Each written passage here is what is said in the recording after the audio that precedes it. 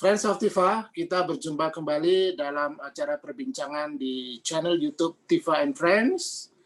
Kali ini saya akan berbincang dengan salah satu figur yang dikenal sebagai aktivis Muslim yang kemudian melalui tulisan-tulisannya beliau terutama pernah waktu itu bergabung atau mendirikan Islam liberal, menjadi sangat kritis dengan kajian Islam.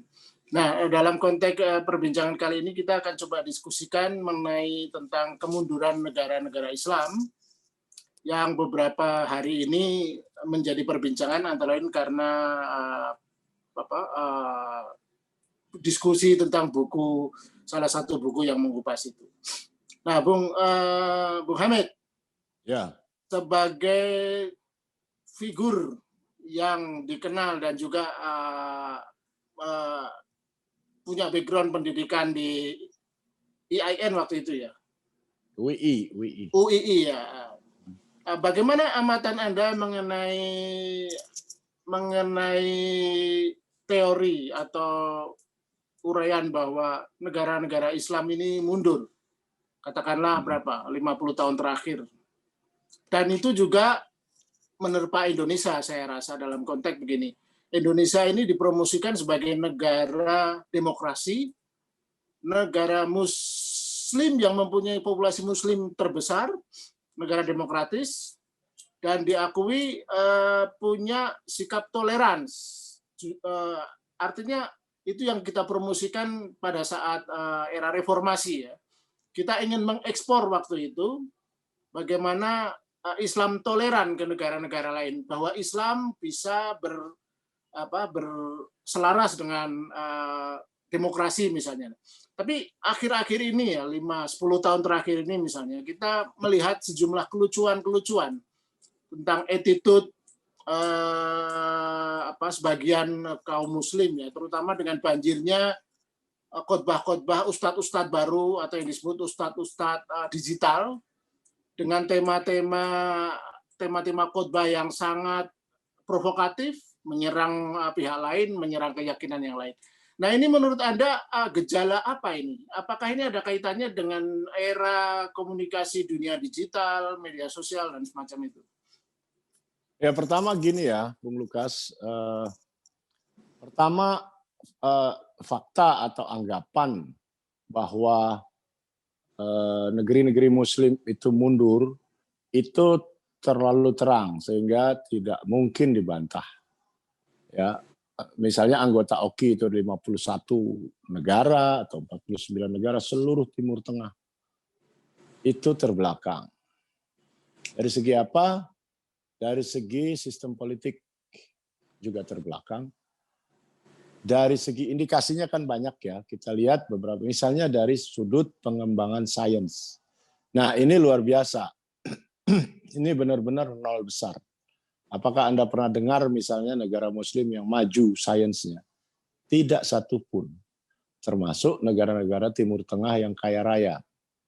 Ya, satu-satunya yang agak meletik gitu ya, agak bergeliat sedikit adalah Pakistan. Kenapa? Pakistan hanya mengembangkan aspek nuklirnya karena mau suasananya terus berperang dengan tetangganya India, bekas induknya. Dan teknologi nuklirnya ini, yang dia bikin reaktornya ini, ternyata tidak memercik ke sektor-sektor lain. Sehingga misalnya industri di Pakistan juga nggak ada. Ya, industri di Pakistan itu industri tradisional, misalnya bikin karpet, permadani itu.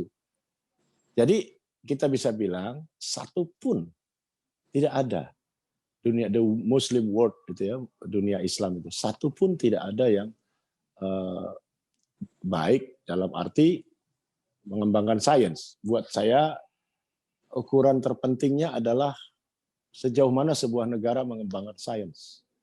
Di luar itu adalah indikator-indikator yang sampingan lah, pinggiran lah. Sebagian cukup penting, sebagian, tapi pada umumnya tidak penting. Yang terpenting itu adalah sains. Sebab dengan sains sebuah negara bisa self-sufficient, bisa memproduksi barang dengan alat-alatnya sendiri dan seterusnya ya. Nah, jadi itu fakta yang nggak bisa dibantah. Nah, dalam konteks itu, Indonesia ini menurut saya yang terbaik. Kita suka lupa, kita suka mengejek bangsa sendiri. Padahal sebuah negara dikatakan baik atau buruk itu harus ada komparasinya, Bung. Atau harus ada perbandingan dengan negara lain. Nah, dalam konteks dunia Islam, menurut saya Indonesia ini udah yang paling maju. Sistem politiknya modern, demokrasi. Anda tadi sebut itu compatibility antara Islam dan demokrasi. Itu memang isu yang lama sekali dan selalu dipersoalkan. Tetapi kasus Indonesia menunjukkan bahwa ternyata demokrasi dan Islam itu compatible. Nah, kita kemudian menjadi satu-satunya. Anda bisa bayangkan nggak itu? Satu-satunya negeri Muslim yang besar dan menjalankan sistem demokrasi. Yang lain mana? Arab Saudi kerajaan, Dubai apa Emirat, Kuwait dan seterusnya sampai Maroko di Maghribi itu kerajaan. Lalu ada republik yang juga otoriter di Afrika, ada Libya, ada Aljazair, ada Tunisia kecil-kecil gitu. Berarti Ada Yordania. incompatible dong. Artinya demokrasi dengan Muslim Islam incompatible, Indonesia anomali. Nah, bisa dibilang begitu. Bisa juga dibilang begitu. Tetapi kalau kita lihat apa yang terjadi di negara-negara yang saya sebut tadi, itu kan jelas sekali ada vested interest ya dari para elitnya, dari para penguasanya. Misalnya Saudi dari tahun 32 udah 90 tahun, ya udah dinastik turun-temurun. Tidak ada parlemen, tidak ada pemilu dan sebagainya. Nah, jadi gambaran besar itu menunjukkan bahwa kita adalah negeri termaju, terbaik. Nah, sekarang kita lihat lagi aspek ekonominya. Kita juga ada ramalan-ramalan yang bagus sekali tentang Indonesia. Ya, tahun 2030 misalnya, yang itu besok sore, artinya nggak lama lagi, kita bisa jadi kekuatan ekonomi terbesar kelima di dunia. Anda bisa bayangkan itu. Dan itu masuk akal, bukan sekedar buat penghibur, karena pasar kita besar, penduduk kita banyak, 280 juta, wajar dan kita punya sistem yang bagus. Nah, tentang toleransi dan sebagainya itu, menurut saya dengan segala macam gangguan yang Anda sebut tadi, itu masih sah. Kita tuh masih bisa mengklaim bahwa Indonesia itu negara yang toleran. Secara umum ya, lagi-lagi ada perbandingan. Anda nggak bisa lihat ini secara terpisah ya. Dibandingkan dengan apa gitu kan, kita bandingkan misalnya dengan Iran.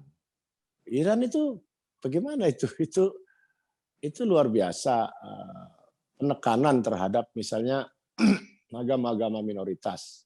Yang dimaksud agama minoritas di sana adalah termasuk Sunni, yang di sini adalah mayoritas ya. Itu kalau Anda baca laporan-laporan ya jelas sekali itu. Bahkan baru-baru ini The Economist memberitakan bahwa pastor-pastor itu bahkan nggak berani nyebut Yesus Kristus, Bu. Jadi Yamzid disebutnya Yesus itu. Jadi bahkan pastor-pastor itu dalam berkhotbah pakai bahasa-bahasa kode, bahasa-bahasa sandi. Sebab kalau ketahuan intelijen Iran, dia bisa diinterogasi dan sebagainya. Nah, jadi kita ini toleran, masih bisa dibilang. Memang betul ada gangguan-gangguan. Itu kita bisa tangani tersendiri ya. Itu urusan yang sangat internal yang tapi secara umum kan enggak. Itu memang annoying, sangat menyebalkan.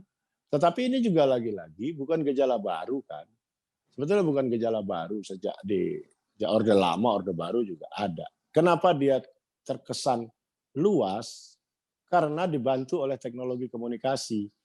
Kita nggak tahu menahu lagi duduk di kamar masuk WA viral potongan ceramah Ustadz Anu 2 menit yang maki-maki gitu.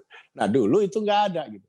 Dulu bukan nggak ada peristiwanya, tetapi nggak ada salurannya untuk sampai ke kamar tidur kita.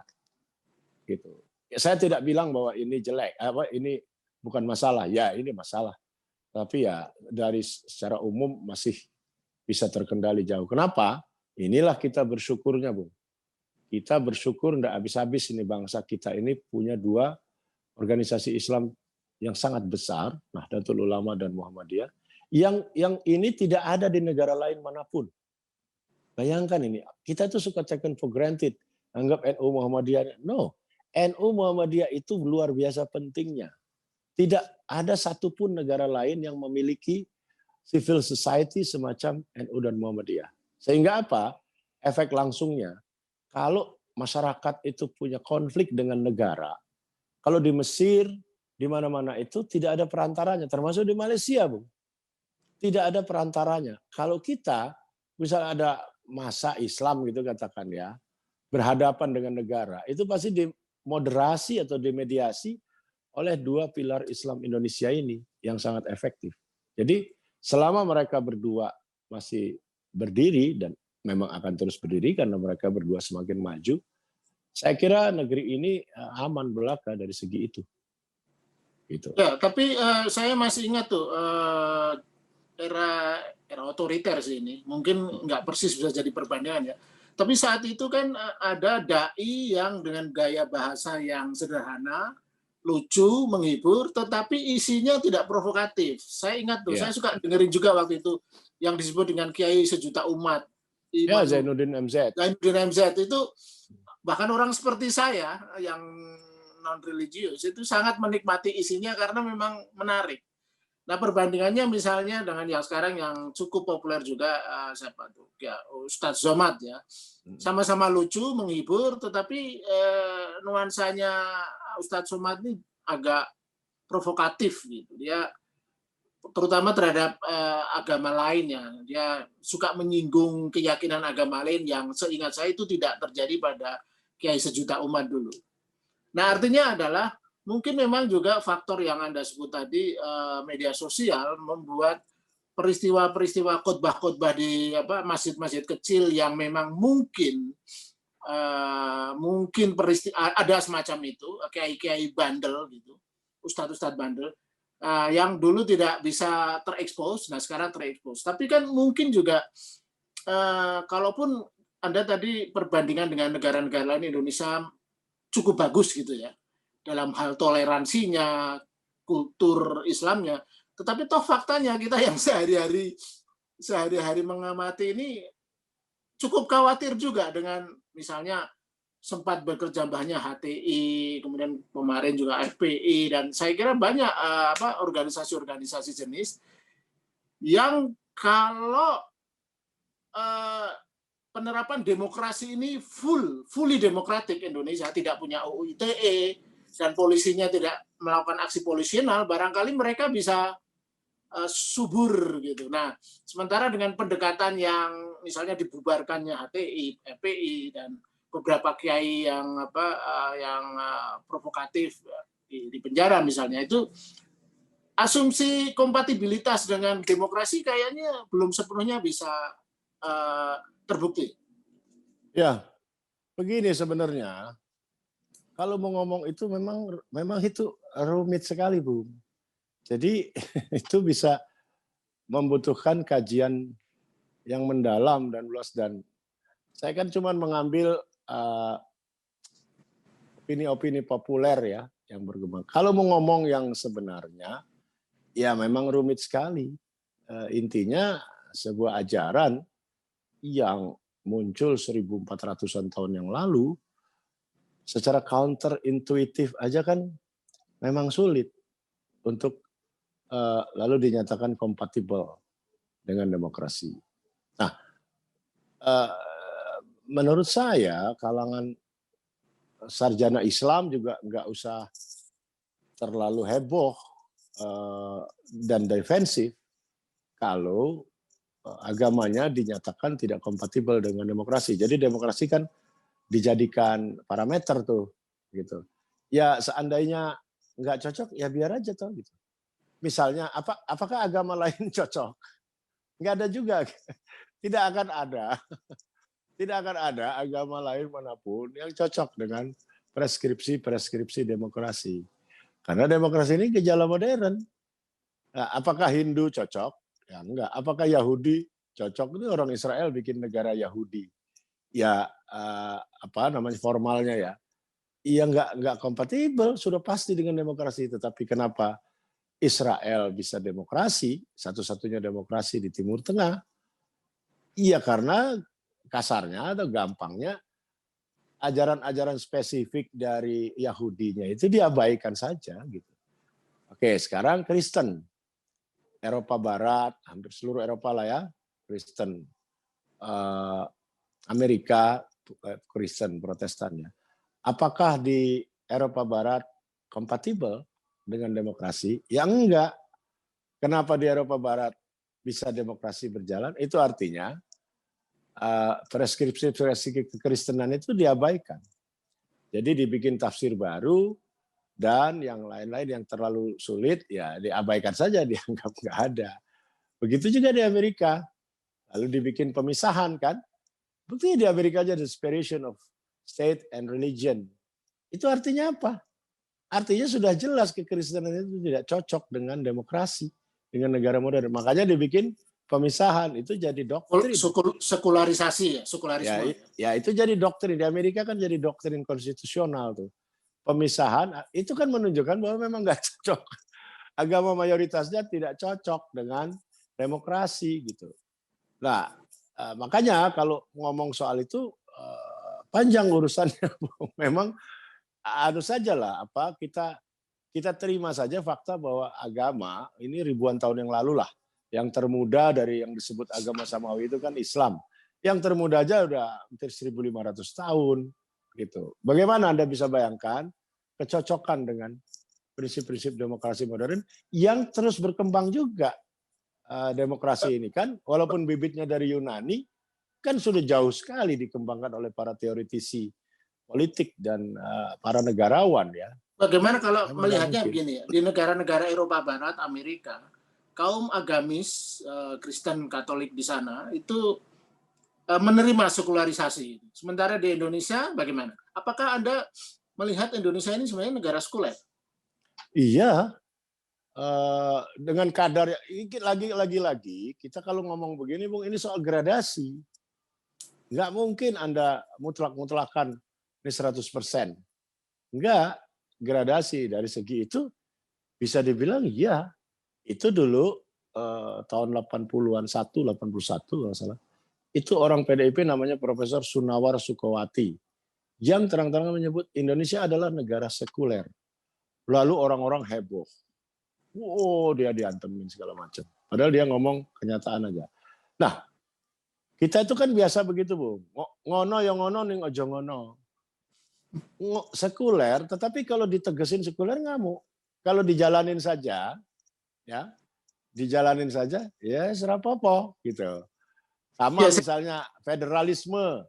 Jangan sebut federalisme. Diganti-ganti bahasanya jadi otonomi khusus, otonomi yang diperluas, dan sebagainya. Jadi ini soal permainan kata saja. Nah, substansinya menurut saya, ya buktinya misalnya jelas sekali, Bu, nggak ada undang-undang yang dibikin atas dasar ajaran agama tertentu gitu di sini kan. Yang dipindahin bulat-bulat dari sana kan nggak ada. Kecuali misalnya sekarang di Aceh, kasus khusus ya, daerah khusus. Semuanya kan di-decoding. Nilai-nilainya mungkin diserap. Itu semua terjadi di Amerika juga terjadi. Kan Declaration of Independence atau Konstitusi Amerika itu isinya kan saripati ajaran Kristen sebetulnya. Kalau enggak dari mana lagi? Ini kan harus ada idenya. Ide yang tertua itu ya ide dari agama, Bung. Jadi orang seperti Thomas Jefferson apa itu memodifikasi ajaran Kristen. Jangan disebut Kristennya terang-terangan, tapi namanya decoding dalam sosiologi. Kalau Anda buka konstitusi itu di black belum kelihatan. Di lapis yang kedua mulai membayang. Di lapisnya yang ketiga begitu Anda buka, ya Kristen itu isinya. Tapi kalau saya sejauh yang saya tahu kan di negara-negara Eropa Barat, di Amerika itu kelompok-kelompok agamis yang mereka juga punya agama-agama yang kelompok-kelompok atau oknum-oknum yang juga sangat sifatnya fanatik, demagog, tetapi konstitusi negara mereka memang sudah clear ya, jelas ya. Kemudian juga ini saya lihat mereka menerima kayaknya sekularisasi. Sementara di Indonesia saya ingat tuh, waktu saya kuliah awal-awal ya, atau zaman SMA itu membaca tulisan Nurcholish Madjid ya, yang waktu itu mengupas tentang dia mencoba mempromot perlunya sekularisasi, tetapi jangan sekularisme. Nah, tapi dia habis-habisan digebukin kelompok-kelompok. Ya itu contohnya. Kalau kita terang-terangan ya digebukin rame. Kan Contoh gitu terbaru kita. mungkin lembaga yang Anda dirikan tuh, Islam Liberal. Iya sama itu. Itu memang dimaksudkan untuk membuat semacam shock terapi gitu ya. Ya tapi mungkin gagal. Biar aja. Nah, memang berbeda-beda kan, Bu. Kalau setiap negara kan punya sejarah sendiri-sendiri ya. Maka apa yang terjadi hari ini pasti merupakan sedikit banyak cerminan dari perjalanan sejarah bangsa itu. Eropa itu 500-an tahun dikuasai gereja Katolik, sebagian besar Eropa ya, warisan dari Romawi. Nah, tentu saja kemudian mereka kayak kapok dengan revolusi Prancis ya, 1789, kira-kira mengatakan ini stop, separation of state and religion. Lalu gereja Katolik, karena mereka hebatnya, berhasil mencapai modus vivendi ya, mencari titik temu yang kurang berdarah atau berdarahnya udah lewat gitu. Lalu Katolik itu dijinakkan, dikasih tanah sekitar 40 hektar di dekat Roma, namanya Vatikan, dikasih ciri-ciri negara, ada menteri luar negeri lah, ada inilah, ada itu. Kepala negaranya namanya Paus. Tentaranya dari mana? Sumbangan dari negara-negara lain. Ada 1.000 orang tentara dari Swiss disumbangin. Udah dikandangin di situ. Nah, di luar itu, orang Eropa kenapa sudah kapok? Karena ratusan tahun di bawah gereja Katolik itu berdarah-darah. Karena itu reaksi mereka udah stop agama ini. Jadi sekuler. Di Amerika belum pernah mengalami perdarahan semacam itu akibat kekuasaan agama. Sehingga tetapi ide-ide Eropa itu masuk ke Eropa kepada the founding fathers-nya. Gitu ya. Sehingga rakyatnya semangat keagamaannya juga besar sekali Amerika itu, terutama Protestan ya. Misalnya sekarang Anda bayangkan 230 tahun sejarah Amerika, itu baru 2 loh yang Katolik, Kennedy tahun 60-an dan sekarang Joe Biden. Berapa puluh? Udah 46 ya, 46 baru 7. Jadi 40 presiden sebelumnya tidak boleh non Protestan gitu kira-kira. Tidak ada larangan resmi, tetapi semangat dasar warganya kan begitu. Ya kurang lebihnya begitulah, masing-masing punya sejarah ya. Nah, memang betul Anda bilang, dunia Islam tidak pernah mengalami sekularisasi yang menyeluruh atau besar-besaran karena kekuasaan agama pun tidak pernah mutlak di dunia Islam. Itu. Jadi misalnya yang disebut khilafah itu juga sebetulnya banyak sekali elemen sekulernya. Ya memang kekuasaan sekuler khilafah itu tidak ada preskripsinya di dalam agama gitu.